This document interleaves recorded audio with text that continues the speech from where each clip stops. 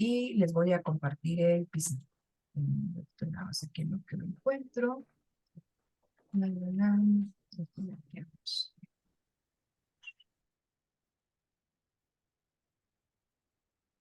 Pizarrón, necesito este pizarrón.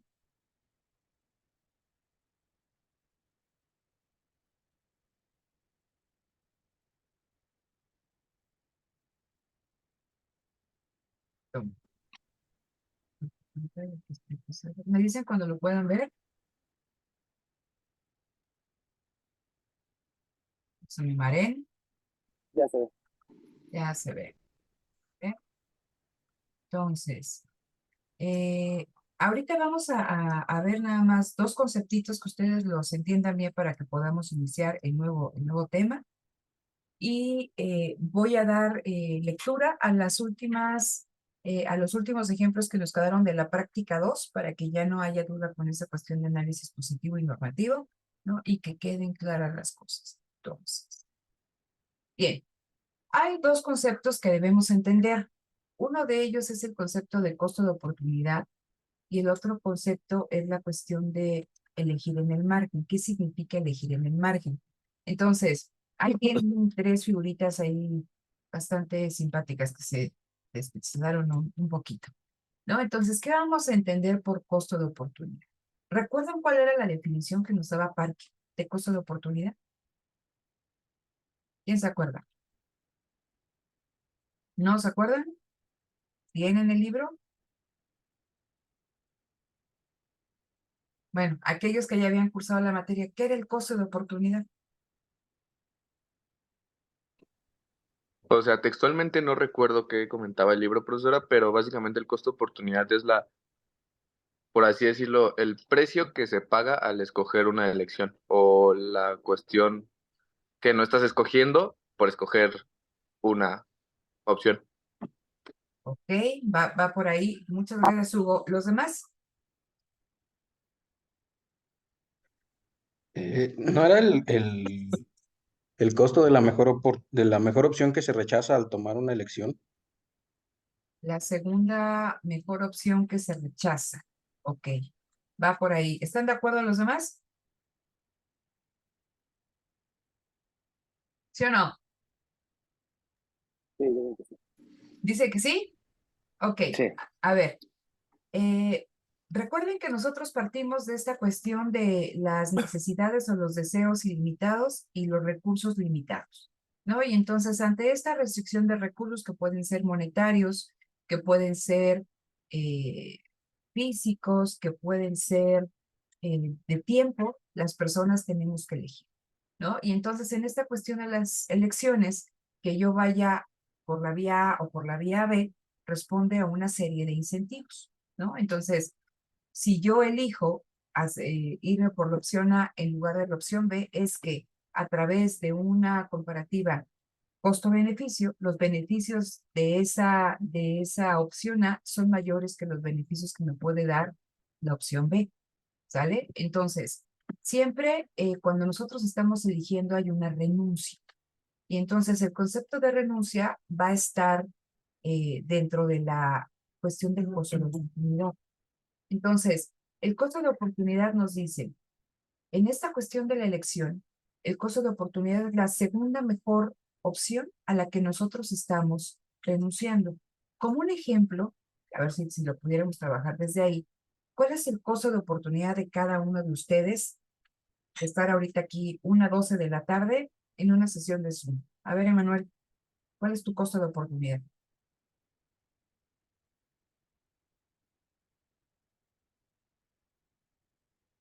Ya hasta apagó la cámara, Emanuel. A ver, No, se me trabó el Zoom. ok, dije, ya me apagó A la ver si cámara. ya. Ok, Ya. a ver, entonces, ayúdale, Manuel, en lo que se arregla el Zoom. Este, ¿Cuál es su costo de oportunidad de estar aquí? Podría ser como de rechazar la clase para comer, o podría estar en la clase y aguantarme la hora de comer, terminando la clase, ¿no? Podría ser. Ok, entonces sí, ya como que ya huele a sopita, la 1:13, entonces ya tenemos hambre, ¿no? mi segunda mejor opción que estoy rechazando o a la que estoy renunciando es a comer. ¿Por qué? Pues porque estoy aquí en la clase. Entonces, para Jocelyn, ¿no? Su segunda mejor opción o el costo de oportunidad en el que está incurriendo por asistir a la clase es comer. ¿Los demás? ¿Cuál es su costo de oportunidad?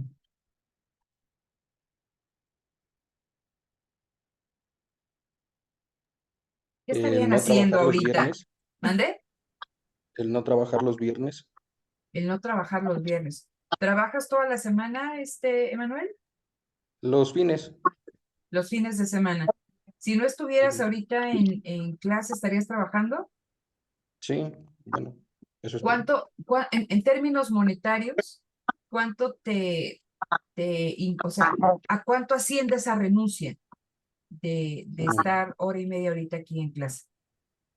Pues todo un día de trabajo, como 500 pesos.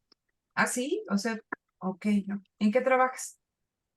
Eh, ¿Conoce el tianguis de Chiconguac? Ajá, ajá. Ah, bueno, yo vendo. Ah, entonces ya sé a quién le vamos a encargar los suéteres, ¿no? Ahorita que es un montón de frío, ya tenemos distribuidor. Ok, entonces tu renuncia por estar aquí en la clase es renunciar al sueldo que obtendrías en todo un día de trabajo. Esa es tu segunda mejor opción, ¿vale? Entonces, ¿alguien más? Hugo, ¿tú qué estarías haciendo? En el gimnasio. En el gimnasio, el chico deportista, ¿no? Entonces, la segunda mejor opción es estar en el gimnasio, pero tengo que estar aquí en clase. ¿Y por qué lo hacemos?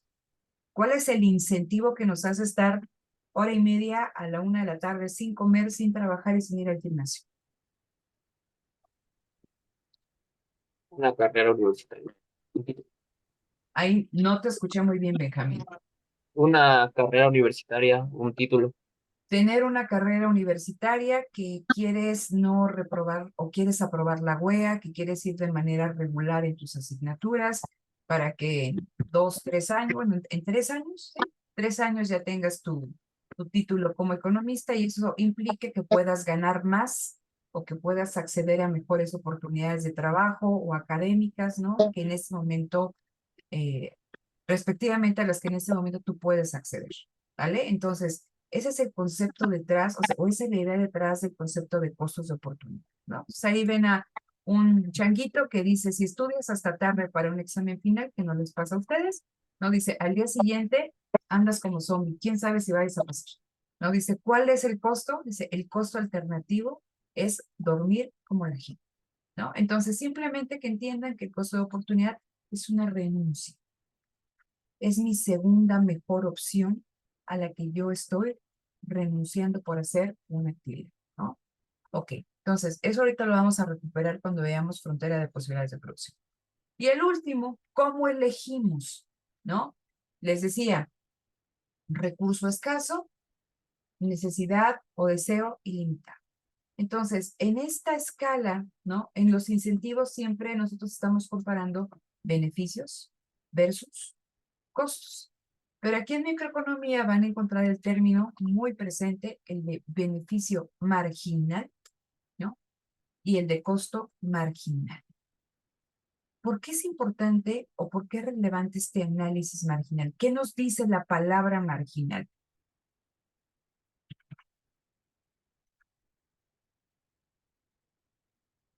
¿Por qué decimos elegir en el margen?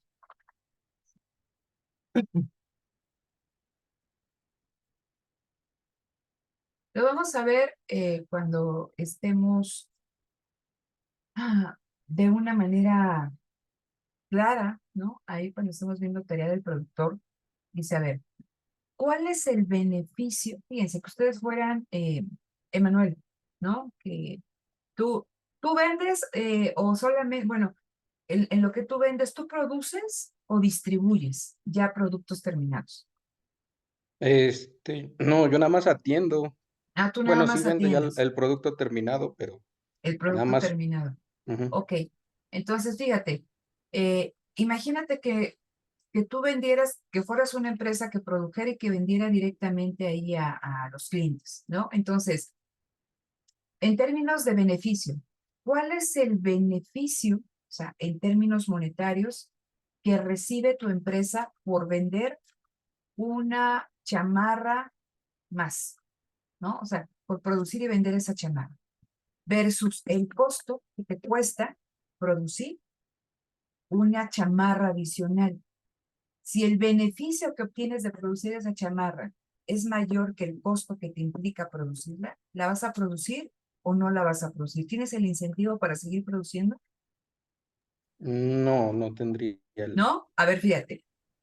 Si lo que tú ganas, a ver, si el beneficio de producir y vender una chamarra es mayor que el costo que te implica producir esa chamarra, Ah, ya. Sí, ¿produces?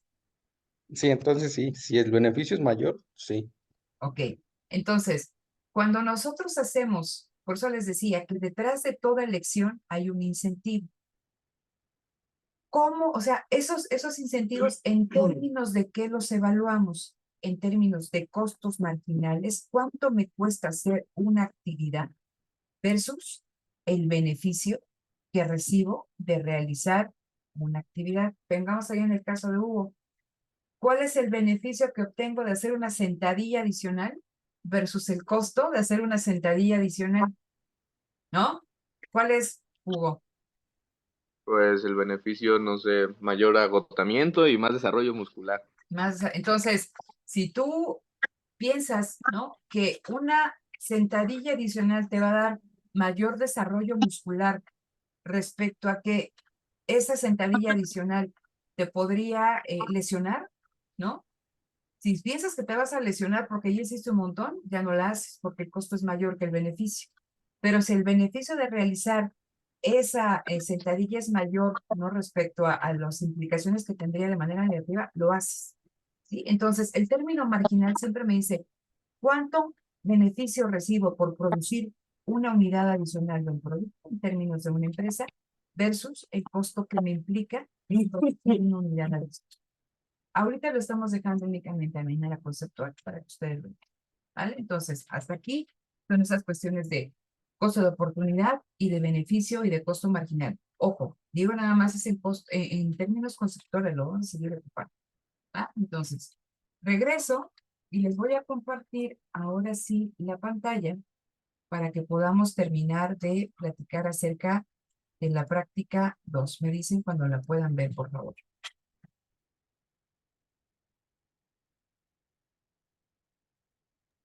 ¿Ya la pueden ver? ¿Sí? Ok. Entonces, vamos con la tercera noticia. Es una noticia de la jornada del 6 de agosto de 2023. La leo, ¿no? Y necesito que alguien se preste para contestar.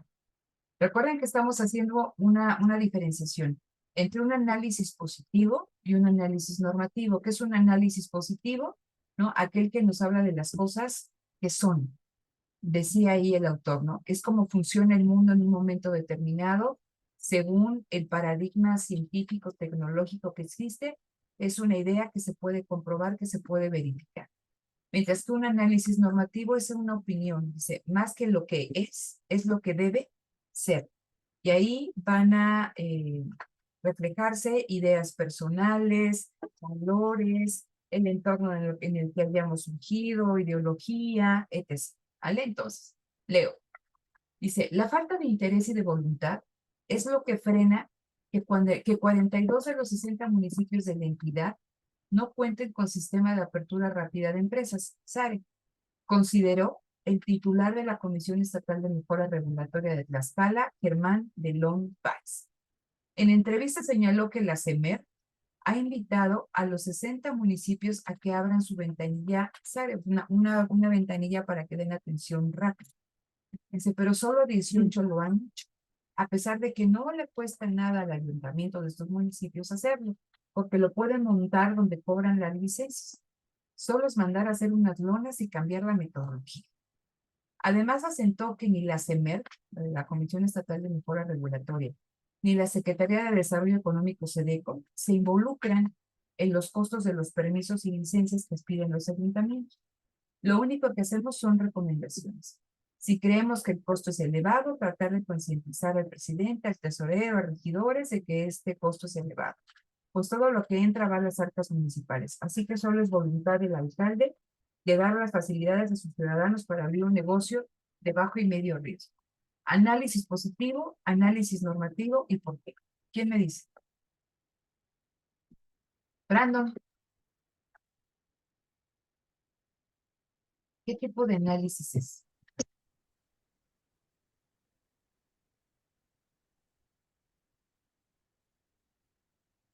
Jocelyn. No sé, podría ser análisis positivo. A ver, ¿por qué?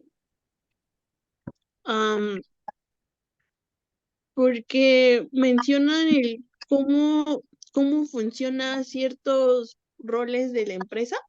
Bueno, algo así. Es un análisis normativo, ¿no? A ver, ¿por qué?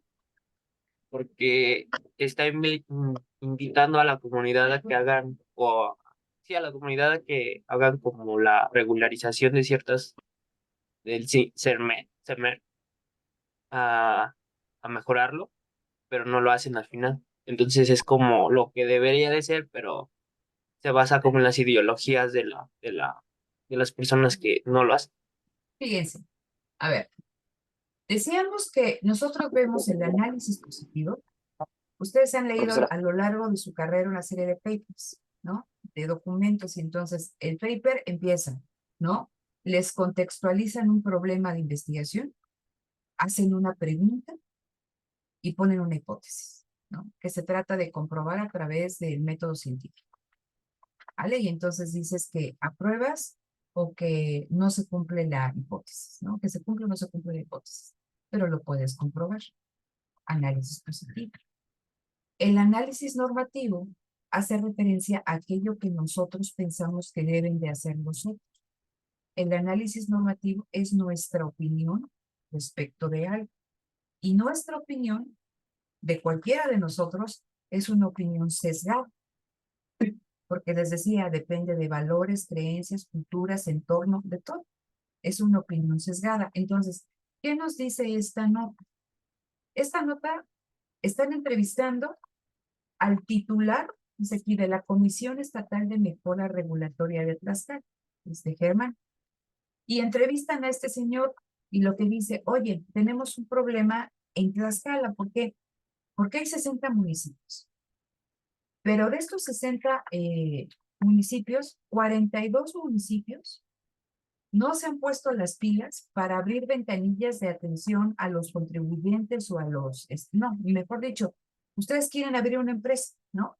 Y uno de los problemas que siempre hace mención es de que para abrir una empresa pues, te puedes tardar meses, ¿no? Y que hay lugares en que en lugar de hacer meses, pues son semanas, ¿no? Entonces, aquí dice, lo que estamos nosotros tratando de hacer en Tlaxcala es que la apertura de las empresas, ¿no? Todos los trámites se reduzcan y que puedas abrir tu empresa en menos de un mes, un ejemplo. Entonces, por eso dices el sistema de apertura rápida de empresas. Pero de 60 municipios solamente lo han hecho 18, porque 42, de acuerdo a él, ¿por qué no lo han hecho? Porque no han querido. Porque dice, si solo es mandar a hacer unas lonas y cambiar la metodología. ¿Sí me explico? O sea, lo que dice él, pues es que no les cuesta nada, nada más hagan unas lonas y es más, donde está el registro civil o donde cobran las licencias, ahí también pueden hacer esta cuestión. ¿Por qué no es un análisis positivo? Porque nos está hablando de su opinión de ese señor. Nos está diciendo que para él es una cuestión de voluntad. Pon una lona ya. Pero quizá puede haber problemas en términos de capacitación de las personas, que sea costoso por X o Y, pero no nos da ningún dato. ¿Puedo comprobarlo eso y decir, es que no quieres? O sea, Benjamín, no me entregaste las tareas porque no quisiste, ¿no? Porque te dio flojera. Esa es mi opinión, pero quizá fue porque no tuviste acceso a internet, porque se descompuso tu máquina. Entonces, mi opinión está sesgada. Esa es una opinión sesgada. Él dice que 42 municipios no quieren simplemente Pues porque no, o sea, no tienen el menor interés, pero no nos da datos de que realmente sea simplemente, o sea, que eso sea factible únicamente con poner una lona. ¿Sí me explico? Porque es un análisis normativo, Jocelyn, porque es su opinión. Pero si me dan un dato, estamos hablando de un análisis positivo. Vamos a la otra para que vean la diferencia. Vean, el IMSS informó que en el mes de julio se registró la primera cancelación de puestos de trabajo.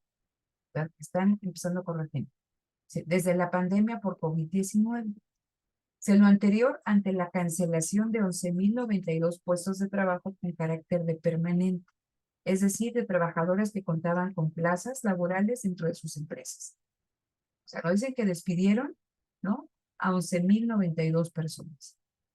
Dice, en tanto, la creación de empleo eventual fue de 8.924 plazas, que fueron insuficientes para reducir el impacto de las plazas que se perdieron. O sea, aquí me están diciendo en términos bien concretos que despidieron 11.000 personas que contrataron a 8.900, pero que aún así esta contratación no sirvió para dar cabida a todas las personas que perdieron su empleo. O sea, con lo anterior, la creación de empleo en lo que va de este año, dice, es de 512.243 puestos de trabajo, de los cuales el 74% corresponde a empleo permanente. El INE destacó que el 31 de julio de 23 se tienen registrados 21 millones de tal puestos de trabajo, 83% permanente, 13% eventuales. ¿Están haciendo un análisis positivo o un análisis normativo? Positivo, ¿no, maestra? ¿Por qué positivo, Luis Ángel? Porque está dando solamente los datos, o sea, está hablando de hechos. Cambiaría si no sea el director general de la Clínica 52, está hablando sobre que muchos enfermeros se quedaron sin empleo, ejemplo, pero no, ahí nada más está dando datos, está diciendo que muchos se quedaron sin empleo a partir del COVID. Entonces, si yo te dijera, es que no se han creado, ¿cómo se llama? No se han creado empleos y esos empleos todos son informales, ¿no?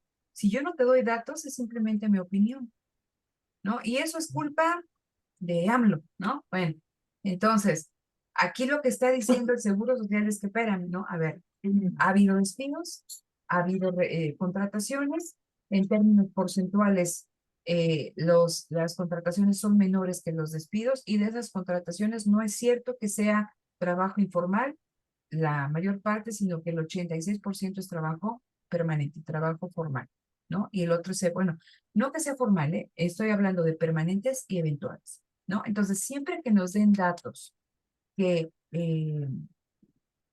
sostengan, ¿no? Que fortalezcan una afirmación, es un análisis positivo. ¿Se puede comprobar? Sí. Y también puede ser que con otros datos tú digas, eso no es cierto, ¿no? Y siempre está objeto de discusión. Por eso decíamos, la ciencia evoluciona, toda esta cuestión que tú haces un modelo y que te da ciertos datos y puede venir alguien y te dice, no, esto estuvo mal calculado, consideraste esto, y es, pero que tú estás constatando o que estás fortaleciendo tu argumentación con algo, ¿no? Eh, con información de este tipo, ¿no? Vamos con la última. Esta está medio engañosa. A ver, la voy a leer de manera despacito. Pongan atención y me dicen qué tipo de análisis. Es la última. Dice, el Colegio de Ingenieros Civiles del Estado de Puebla pide la aprobación de una nueva ley de construcciones para esta entidad federativa, que permita unificar criterios para la construcción de inmuebles en territorio poblano, toda vez que hay municipios como Tehuacán que carecen de reglamento en la materia. Enrique García Fuentes, presidente del colegio, externó que actualmente el proceso constructivo en Puebla se basa en gran medida en el reglamento de la Ciudad de México. Y aunque en este intervinieron para su conformación instituciones como la UNAM o el CENAPRED, que es el Centro Nacional de Prevención de Desastres, se requiere una norma específica acorde a las condiciones del territorio poblano. Pongan atención, dice, no nos podemos adaptar al de ellos. porque los suelos son diferentes, porque los materiales de construcción son diferentes, porque el tabico hecho en Cholula resiste diferente que lo que se utiliza en la Ciudad de México. En otros lados se construye con bloc. Tenemos que analizar nuestro entorno local y así irlo trabajando. Indicó durante la reunión de especialistas técnicos en construcción de la región centro-oriente de la Federación, el Colegio de Ingenieros Civiles. ¿Análisis positivo o análisis negativo?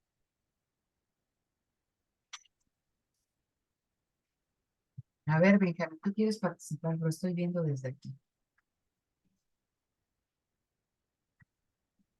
Análisis positivo o negativo. Análisis. Es ¿Mm? que con la última parte confunde. Si viene lo del examen, ¿eh? Que confunden. Entonces pongan atención. A ver.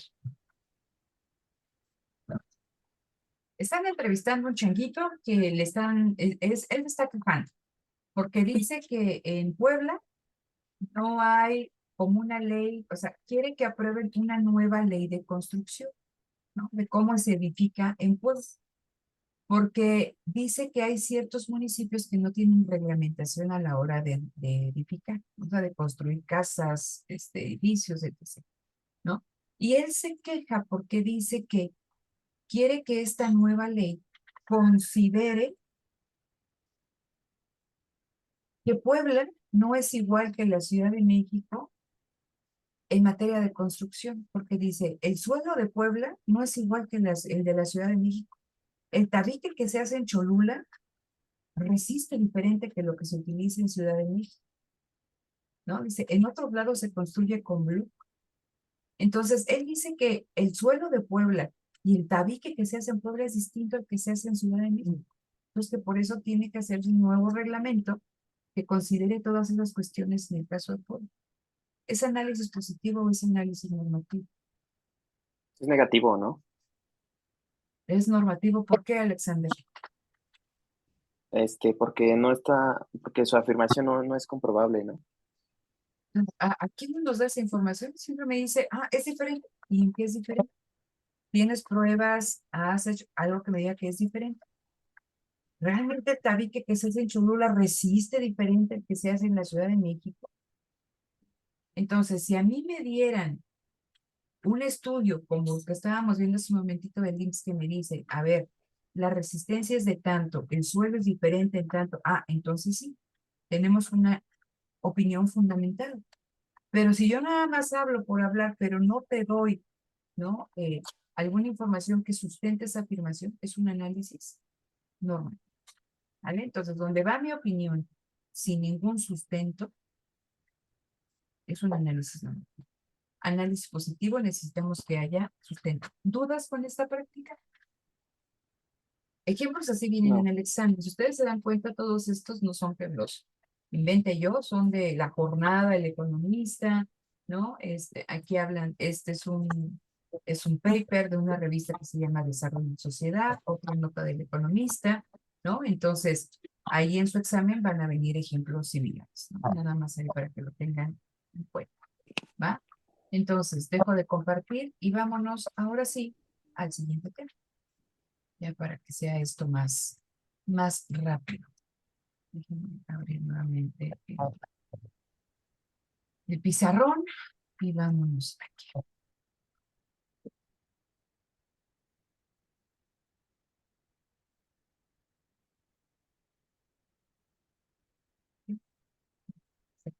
Para que no los maree ustedes. Que antes está, bueno, a mí me gustaba antes el pizarrón más. El formato que tiene. Entonces, se los comparto, me dicen cuando lo empiecen a ver, por favor.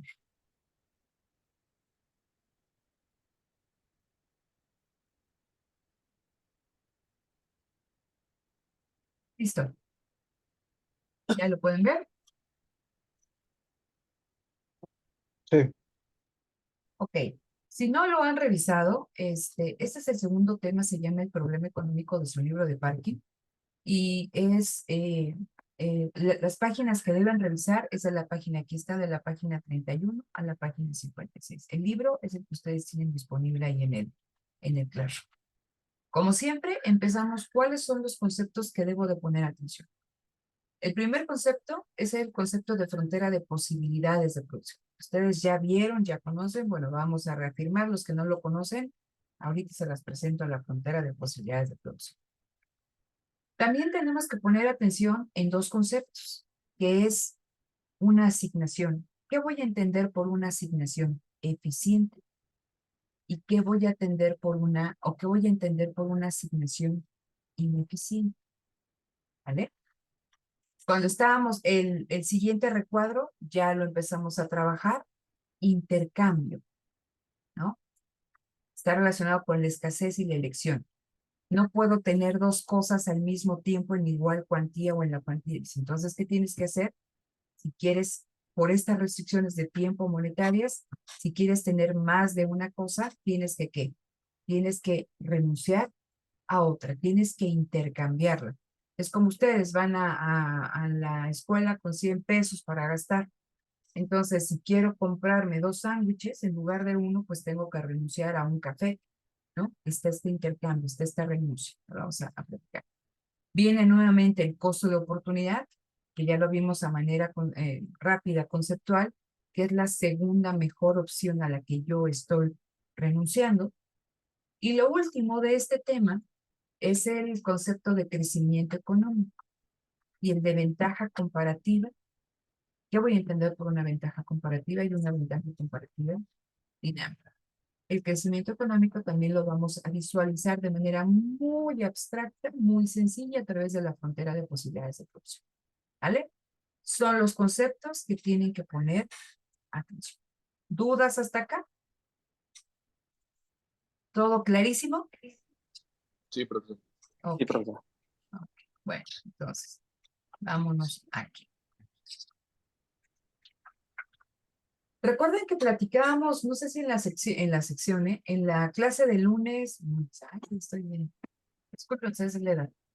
La clase del martes o del jueves que platicábamos acerca de qué era un modelo económico. ¿Se acuerdan o no? ¿Sí? ¿Se acuerdan que lo dijimos? Pero no se acuerdan qué dijimos. Ok. Decíamos que la realidad, ¿no? El entorno económico es muy difícil de analizar porque estamos analizando personas que interactúan, ¿no? Estamos hablando, y que la economía no está desligada de la cuestión política ni de la cuestión social, ¿no? Entonces, que nosotros como científicos sociales, pues no teníamos las mismas condiciones que los científicos de las disciplinas duras, ¿no? Como la física, la química, la biología, que pueden realizar experimentos para comprobar hipótesis y que pueden controlar eh, de manera muy, muy específica ciertas variables, ¿no? Nosotros no podemos meter a una región, a un municipio, un territorio, un país en un laboratorio. Entonces, lo que se hace desde aquí es plantear un modelo económico, es decir, vamos a analizar un fenómeno y vamos a establecer una serie de supuestos. Decíamos el problema de la pobreza. Yo puedo decir, el problema de la pobreza obedece mayoritariamente a una cuestión de distribución del ingreso. ¿Sí? Pero eso no quiere decir que en la pobreza no influyan cuestiones de género, no influyan cuestiones de etnia, que no influya el nivel de escolaridad, que no influya también cuestiones de si son hogares que están dirigidos por padres o por... y un montón de cosas, ¿vale? Entonces, o sea, no puedo analizar toda esa complejidad al mismo tiempo. Entonces, para analizar un fenómeno, tengo que llevarlo a su mínima expresión. No tengo que hacer abstracción de todo lo demás, no quitándole el peso que tiene, pero decir, bueno, yo me voy a centrar en una cosa.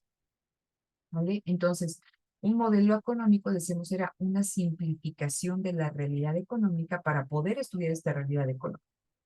¿Vale? Entonces, la frontera de posibilidades de producción es el primer modelo económico que nosotros vamos a analizar. Y les voy a decir por qué es un modelo económico. A ver, ¿cuántos bienes y servicios creen que se producen en el mundo? o en México? ¿Cuántos creen? ¿Tendrán idea? ¿Cómo de cuánto estamos hablando? Pues no creo que se pueda calcular tan fácil, ¿no? Pues no es tan fácil de calcular, ¿no? O sea, pero son un montón, ¿vale? Entonces, yo puedo, fíjense, ¿se acuerdan que hablábamos de asignaciones eficientes e ineficientes hace un momento en los conceptos? Ajá. ¿Vale? Entonces, imagínense, yo tengo recursos productivos, o sea, para producir, yo necesito, como dice aquí, ¿no? Recursos tecnológicos y productivos. ¿Cuáles son mis recursos productivos en términos abstractos? Tierra, ¿no? El trabajo, el capital y las habilidades empresariales. Todas las economías, todos los países tienen diferentes dotaciones de recursos tecnológicos productivos. Por ejemplo, en términos del factor trabajo, México quizá tiene una pirámide poblacional donde hay una fuerza de trabajo joven, pero quizá comparativamente respecto a Japón, un ejemplo donde la fuerza de trabajo es más vieja, pero quizá los japoneses en términos de preparación, de capacidades, no, estoy hablando por hablar, o sea, realmente no tengo el dato, pero como ejemplo, tienen una mejor formación y una mejor capacidades tecnológicas, ¿no? Profesionales que la mano de obra mexicana. Pero todos tienen tierra, trabajo, capital y habilidades empresariales. Entonces, imaginen que para producir en México los bienes y servicios que necesitamos para satisfacer esas necesidades, alguien, ¿no? Tiene que asignar estos factores productivos en su uso más eficiente. ¿Y cuál es ese uso más eficiente? El que permita producir aquellos bienes que está demandando la sociedad en las cantidades que requiere y a un costo competitivo, ¿vale? Pero entonces imagínense, yo digo, híjole, si no te puedo decir cuántos bienes se producen, ¿cómo asigno los factores? Por eso viene la cuestión del modelo económico. Vamos a suponer, ¿sí? Que en una economía hipotética, esa economía hipotética únicamente produce dos, ajá, dos productos, dos bienes o dos servicios, el producto A y el producto B. Ese es un supuesto. Y esa es una simplificación de la realidad, porque sabemos que en la realidad se producen cientos, miles de productos, millones de productos. Pero yo para poder analizar un fenómeno, estoy diciendo aquí únicamente que esta economía, los factores productivos se destinan a la producción de o a la producción de B. Vamos claros hasta aquí. ¿Por qué es un modelo económico? Ese supuesto es realista. Pues vamos a decir que imagínense que toda la economía mexicana produce 1 millón de bienes y servicios, entonces el bien A es 1 y en B están contenidos todos los restantes, ¿vale? Pero la idea aquí es que con este modelo económico podemos ver cómo se realiza la asignación de los diferentes factores productivos, ya sea para producir el bien A o para producir el bien B. Entonces, este modelo de la frontera de posibilidades de producción lo vamos a ver de manera gráfica y lo vamos a ver también, o lo vamos a calcular a través de un cociente que nos va a hablar del costo de oportunidad. ¿Vale? Y vean, aquí hay una palabra clave, intercambio. ¿Por qué me hablan del intercambio? Ah, por esta cuestión que yo les comentaba. Todas las economías tienen límites, ¿no? Limitaciones en los recursos productivos que poseen. Por ejemplo, en Japón, la tierra es muy cara, es carísimo. Japón es una isla. Entonces, en Japón, que ustedes puedan tener, o sea, las casas ahí son, en Tokio son pequeñas, o sea, son cajas de zapatos, de verdad. Son cajas de zapatos, son carísimas. Y como extranjeros es bien complicado que puedas hacerte de una casa si no contratas a una empresa que, o sea, son unas cuestiones burocráticas enormes. En México, o sea, tenemos tierra al por mayor Y también estamos sufriendo ahorita un proceso de gentrificación, que la tierra se está expulsando a las personas que ahí vivían y se está encareciendo la tierra, ¿no? Entonces también, o sea, escasez. Por eso decimos, todas las economías enfrentan límites, limitaciones en sus recursos tecnológicos y productivos. No podemos atender todo lo que quisiéramos. Por lo tanto, tenemos que hacer elecciones e intercambio. Entonces, ahorita que analicemos la frontera de posibilidades de producción, vamos a ver que yo no puedo tener una producción ilimitada del bien A, ni tampoco puedo tener una producción ilimitada del bien B. ¿Por qué? Porque el recurso es escaso. Luego, entonces, si quiero producir más de B, tengo que, ¿qué? Tengo que dejar de producir de A. Y al contrario, si quiero producir más de A, pues tengo que dejar de producir más de B, ¿no? Entonces, ¿hasta aquí más o menos claro o ya están confundidos? ¿Estamos claros? Sí, profesora. Esta es la representación gráfica de una frontera o de la frontera de posibilidades de producción.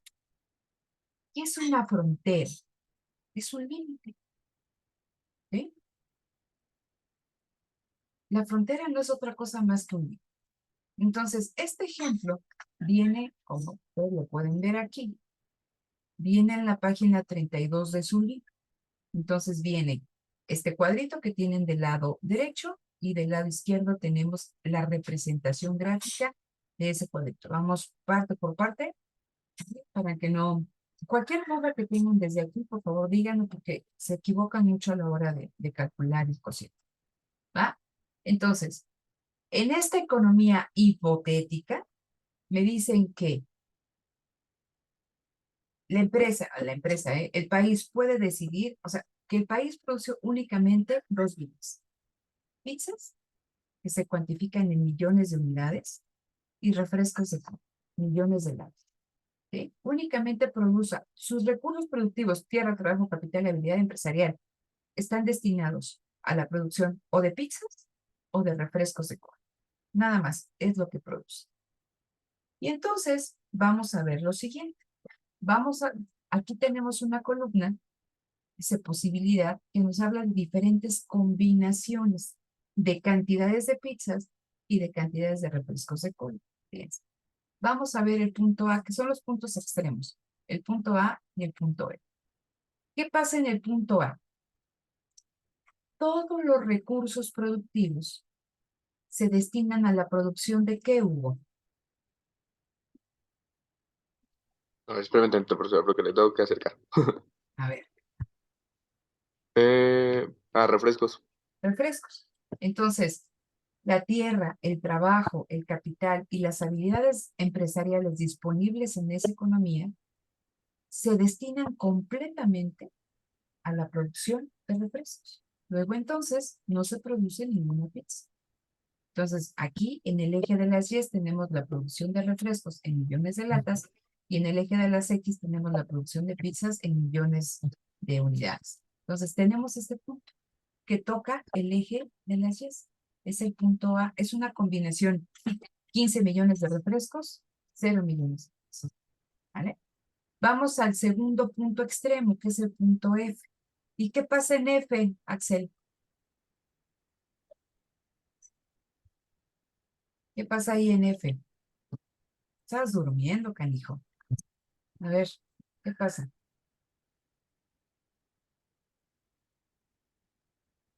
¿Qué es lo que ves? ¿A dónde se van? Imagínate que tenemos así como un grupito de factores productivos que se van corriendo, ¿no? Que todos están aquí en la producción de refrescos, pero ninguno en la de pizzas. Y de repente te quieres mover al F, entonces ves a todos los muñequitos que corren, ¿no? Y todos los factores productivos se mueven y se van a la producción ¿de qué? ¿De qué, Luis Ángel? De pizzas, ¿no? En De el punto. pizzas, porque en F todos los factores productivos se destinan a la producción de pizzas porque no se produce ningún refresco. ¿Vale? Entonces aquí en F, todos los factores productivos están encaminados a la producción de pizzas. ¿Vale? Son dos puntos en esta gráfica. Sin embargo, nosotros podemos ver que existen una serie de puntos intermedios, que son B, C, D, E. ¿Qué características tienen estas posiciones. Vean, vamos a estar aquí en A, ¿no? Aquí no se producen nada de pizzas. Y entonces esa sociedad dice, oye, pues nos interesa no solamente producir refrescos, sino nos interesa también producir pizzas. Ah, ok. Pero entonces, si quieres que yo produzca pizzas, tengo que quitar una parte de los factores productivos y llevármelos a la producción de pizzas. Entonces, eso implica que producir una pizza, ¿no? Yo tengo que renunciar. Ustedes vean, gano 1 millón de pizzas, pero renuncio ¿qué? A refrescos. Porque antes producía 15 y ahora ¿cuántos produzco? 14. 14. Entonces, cuando yo paso de A a B, que es esta cuestión de aquí para acá, vean, para obtener esto de pizzas, estoy renunciando a esta cantidad de refrescos. ¿Vale? ¿Qué pasa si esa sociedad dice, oye, necesitamos seguir produciendo pizzas? ¿Vale? Ah, ok, quiero pasar, ya no quiero producir una, sino quiero producir 2 millones de pizzas. Ah, pasar de B a C. Ah, ok, pero entonces tengo que reasignar factores productivos, quitarlos de la producción de refrescos y llevármelos a la producción de pizzas. Entonces, ¿qué implica? Que ganar esa mayor cantidad de pizzas implica, ¿no? Dejar de producir refrescos. Es una renuncia. ¿Qué es lo que estamos viendo aquí? El costo de oportunidad. Porque habíamos dicho que el costo de oportunidad es la segunda mejor opción a la que renunciamos por obtener algo. Y en este caso, como únicamente son dos bienes, producir pizzas, mi segunda mejor oportunidad es producir refrescos. Entonces, si yo quiero seguir produciendo pizzas, tengo que reasignar factores de la producción y eso implica que voy a dejar de qué? De consumir y de producir refrescos. Ahí está el costo de oportunidad. Por eso decíamos que en la frontera de posibilidades de producción se ve un intercambio, porque yo paso recursos de un lado y veo el costo de oportunidad. Y también nos muestra gráficamente la escasez, porque no tendríamos que hacer esto, o sea, este intercambio, si el producto no fuera escaso. No sé si me explico, ¿sí? Entonces, vamos a ver, ahorita calculamos el costo de oportunidad, ¿vale? Ahorita vamos a calcular el costo de oportunidad para poder ver cómo se comporta, ¿no? En esta frontera de posibilidades de producción. ¿Hasta aquí tienen alguna duda? No, profesor. Ok, entonces, esto ya también lo vieron aquellos que ya habían cursado la materia. Nosotros vamos, les decía, tenemos que identificar las asignaciones eficientes de las asignaciones ineficientes. Todas las asignaciones, todas las combinaciones en términos de cantidad de pizzas y cantidad de refrescos de cola que se encuentran sobre la frontera, es decir, A, B, ¿no? Todas las que están aquí con el circulito verde, todas estas combinaciones, diferentes cantidades, 0,15, 1,14, 2,12, 3,9, 4,5, 5,0, todas son asignaciones alcanzables y eficientes. Es decir, sobre la curva, ¿no? Todas las asignaciones de factores productivos se pueden alcanzar y son eficientes. ¿Por qué me dicen que son eficientes? Pregunta de examen. Pongan mucha atención desde aquí. Ojo, tienen una agenda de trabajo.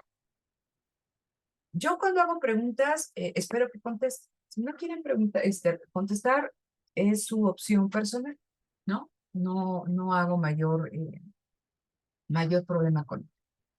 Pero si no estudian desde aquí, van a tener problemas posteriormente. Y como les dije, deben de buscar pasar la materia en los parciales, porque si no pasan en la materia en los parciales, se les va a complicar demasiado pasar el examen global. El examen global viene más o menos 70 reactivos, ¿vale? Entonces, no más para que son muchos ejercicios. Entonces, mi consejo, ¿no? Es estudien, revisen sus documentos y participen. no se me queden callados. Entonces, esa es su obligación. Yo desde aquí no lo puedo hacer por ustedes, ese es su chamba, pero háganlo, por favor. Entonces, regreso. ¿Por qué hablamos de que son asignaciones eficientes? ¿Qué implica la eficiencia? Implica que con los recursos que tengo, empleándolos de cierta manera, en cierta combinación, alcanzo la máxima producción con el menor costo. Obtengo lo máximo que puedo producir. Por eso decimos que los circulitos que están sobre la frontera de posibilidades de producción son asignaciones eficientes. ¿Por qué? Porque destinando, o sea, aunque yo produzca solamente 15 millones de latas, significa que es lo máximo que yo puedo producir de refrescos, poniendo todos los, ¿cómo se llama? Los recursos productivos a trabajar. Y que si yo los muevo a la producción de pizzas, esos 5 millones de pizzas en el punto F es lo máximo que yo puedo producir. Y que si los voy intercambiando, en cada uno de los puntos alcanzo la máxima cantidad de pizzas y de refrescos que yo puedo producir, dada esa combinación. ¿Sí queda En- claro la idea de por qué es eficiente? Dime, Hugo.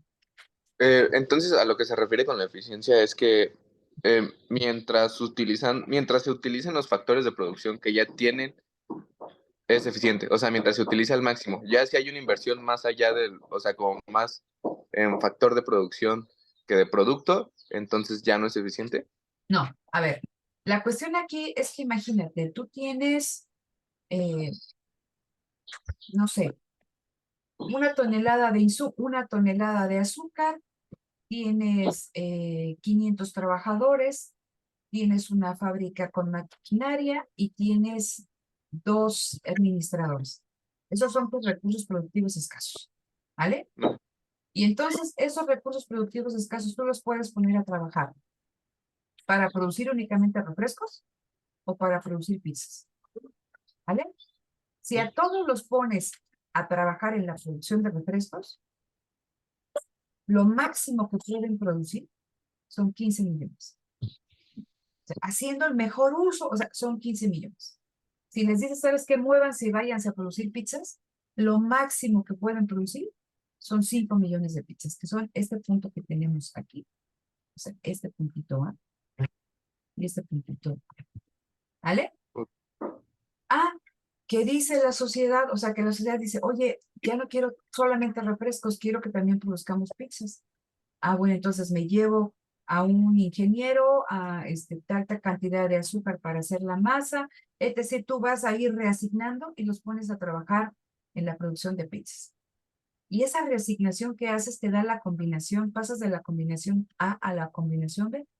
Y esa combinación te dice que puedes producir 1 millón de pizzas y 14 millones de latas de refresco. Pero eso es lo máximo que puedes conseguir dada esa combinación en particular. Que queremos más pizzas. Entonces tienes que reasignar de tus factores que tenías ahora que sigan produciendo pizzas y te vas de B a C. Entonces, dada esa combinación, ahora produces 2 millones de pizzas y 12 millones de latas de refrescos. Pero en todas estas combinaciones que vas tú reasignando, obtienes lo máximo que puedes obtener al menor costo. ¿Sí? Por eso es eficiente. Tienes el pleno empleo de tus factores productivos. No hay capacidad ociosa, ¿no? Todo está empleado. ¿Vale? ¿Dudas? No, ya me quedó claro. Aquí tenemos un puntito, como dicen, es el negrito en el arroz. El punto E, vamos a ponerlo con otro color. El punto C.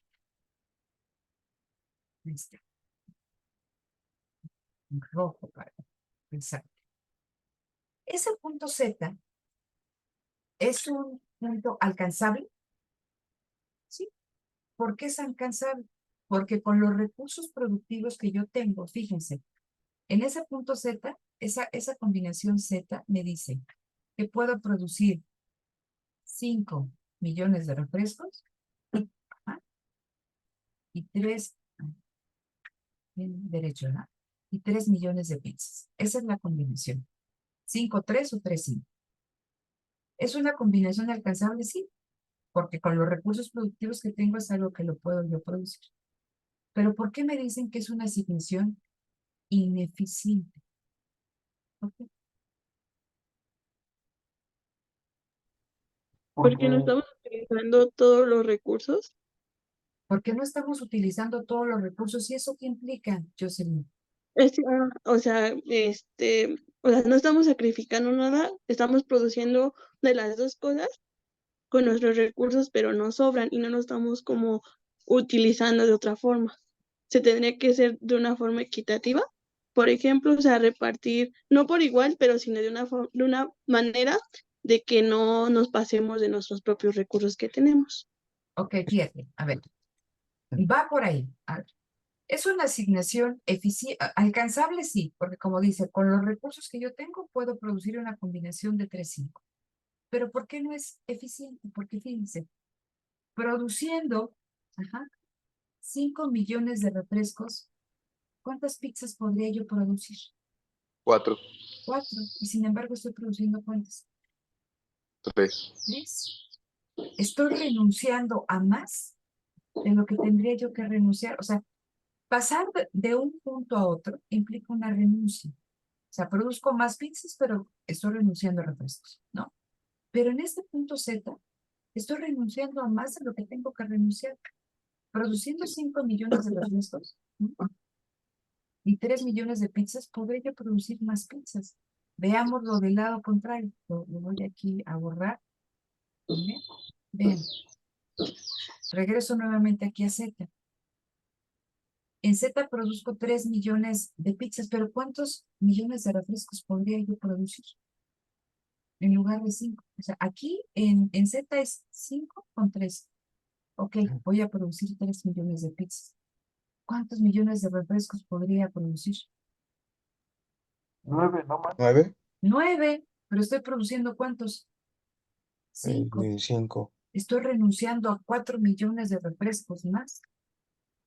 Entonces, esa es una asignación alcanzable, sí, porque la puedo alcanzar, pero no es eficiente, porque yo podría producir más pizzas o más refrescos sin ningún problema. ¿Y esa situación por qué se da? ¿Por qué creen que se dé?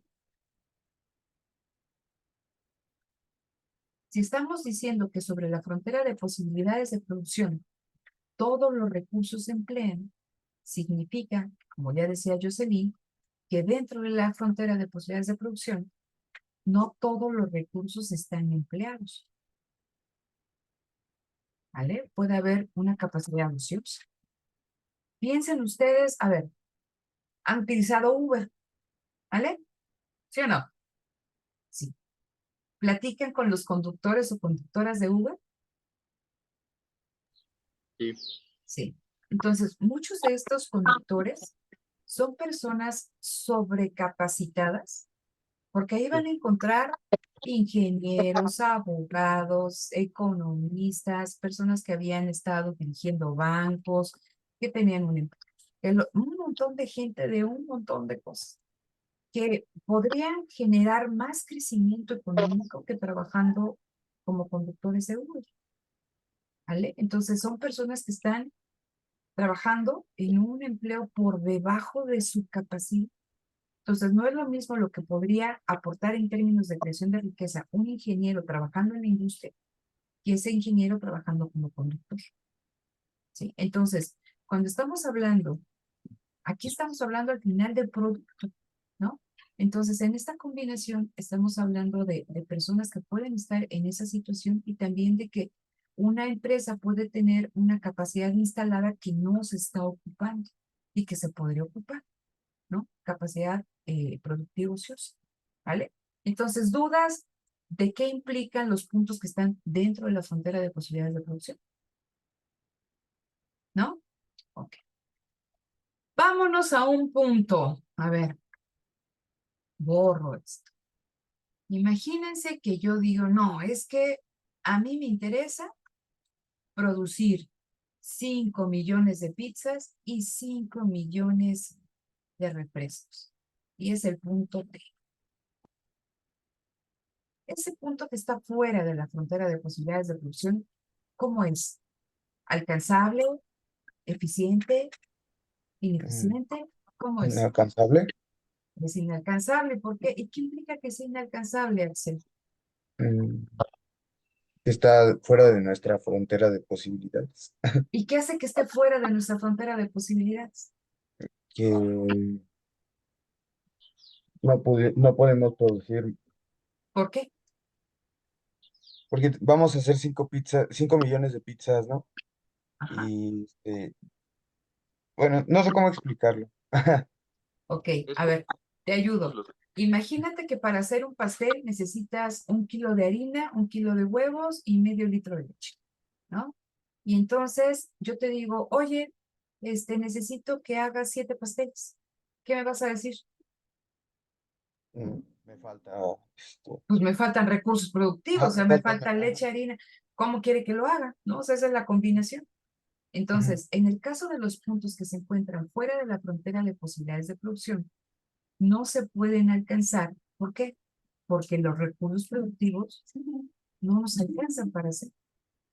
Necesitaría tener que más tierra, más trabajo, más capital, más habilidades empresariales o que sus capacidades cualitativas fueran mayores, ¿sí? Entonces, los puntos que están fuera de la frontera de posibilidades de producción en este momento, dado el estado de la técnica, dado el estado de la tecnología, dado el estado de la capacidad de la mano de obra, ¿no? Los insumos, en este momento no lo puedo producir, pero no significa que no se pueda producir en un futuro.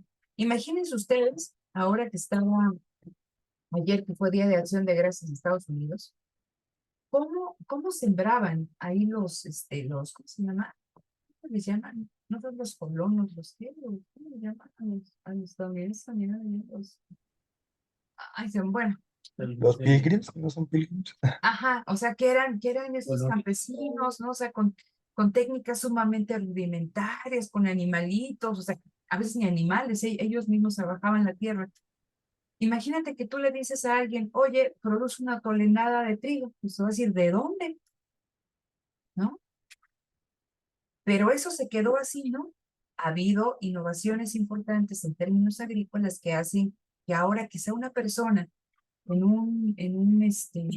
en esa porción que tenía de tierra, ese colono, ¿no? Ese primeros habitantes, ahora sí es capaz de producir por sí solito 1 tonelada de trigo, porque puede tener sistema de riego, puede tener tractores, puede tener la automatización de la cosecha, etc., semillas genéticamente modificadas. Ahora sí lo puedo hacer.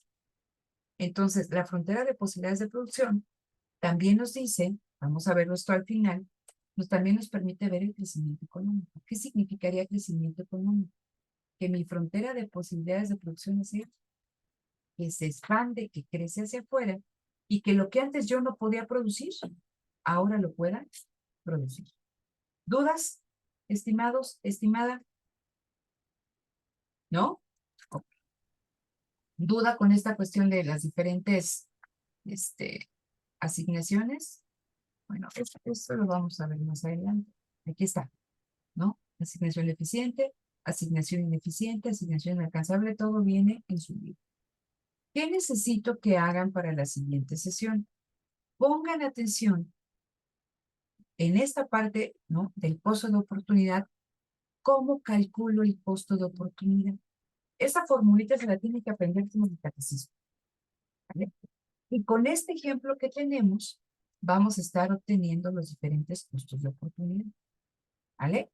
Pero necesito que vuelvan a leer esta cuestión, que vean esta fórmula, y de hecho ahorita ya tienen un cuestionario, ¿no? Pero hay toda una práctica de frontera de posibilidades de producción, ¿vale? Entonces, es la cosa más sencilla del mundo. Si ustedes se dan cuenta, son cocientes, son revisiones. Pero cómo les cuesta trabajo, ¿eh? Porque en el examen no solamente se les dice calcúlala, sino les dicen interpreten, ¿vale? Entonces, revisen esta formulita ahí en su libro, ¿no? Traten de hacer este ejercicio que viene también ahí en su libro, que es el mismo que nosotros hemos estado trabajando, y aquí lo vamos a hacer de manera sincrónica el próximo martes, ¿no? Para que ustedes les quede muy claro, ¿vale? Entonces, a ver, dejo de compartir, pauso la presentación.